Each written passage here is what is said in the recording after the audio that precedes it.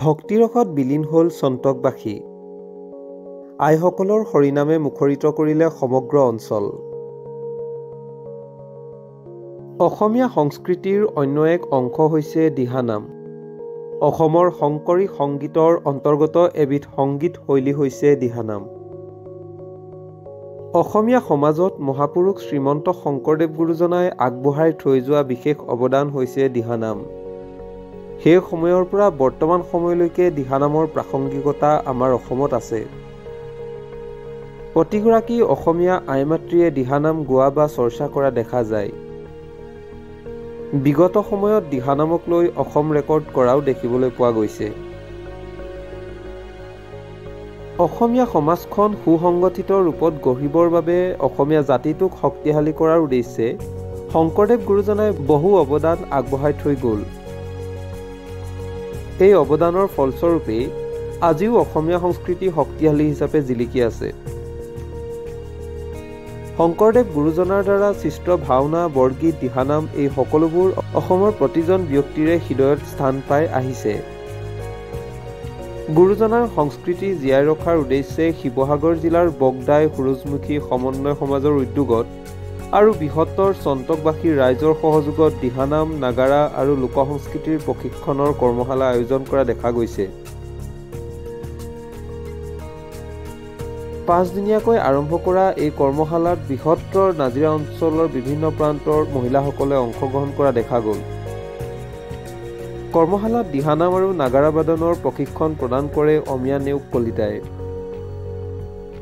উঠি অহা প্ৰজন্ম যাতে দিহানামৰ সৈতে জড়িত হৈ অধিক আকৰ্ষিত হৈ পৰে, সেই উদ্দেশ্যেই চন্তকবাসীয়ে ব্যতিক্ৰমী অনুষ্ঠান হিচাপে এই কৰ্মশালা আয়োজন কৰা দেখা গ'ল।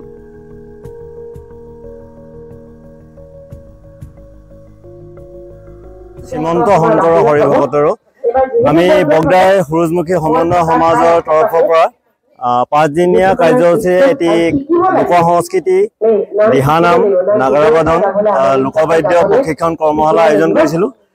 ইয়াতে আমি বগদাই গাঁৱৰ সমূহ ৰাইজ, গোটেই বৃহত্তৰ চন্তকবাসী ৰাইজৰ সহযোগিতাত বগদাই সুৰুজমুখী সমন্বয় সমাজৰ উদ্যোগত আমি এই কাৰ্যসূচী ৰূপায়ণ কৰিলোঁ। আমি 5 দিনীয়া কাৰ্যসূচীৰে এই কৰ্মশালাটি আয়োজন কৰিছিলোঁ আৰু এই কৰ্মশালাটিত আমি মূলতঃ দিহানাম আৰু নাগাৰা বাদনৰ প্ৰশিক্ষণ আমাৰ অমিয়া নেওগ কলিতা বাইদেউ আহিলে। তেখেতে 3 দিনীয়া কাৰ্যসূচী ইয়াত ৰূপায়ণ কৰিলে। এই 3 দিনীয়া কাৰ্যসূচীত তেখেতে দিহানাম প্ৰশিক্ষণ দিয়াৰ লগতে তেখেতৰ সহযোগী শিল্পীৰ সৈতে আমাৰ ছাত্ৰ ছাত্ৰীসকলক নাগাৰা বাদনৰ প্ৰশিক্ষণ দিলে আৰু ইয়াৰ পিছতে আমি 2 দিনৰ প্ৰশিক্ষণ আমি আগবঢ়ালো আমাৰ স্থানীয় শিল্পী, লোকশিল্পী ৰাজু ফুকনৰ সহায়ত।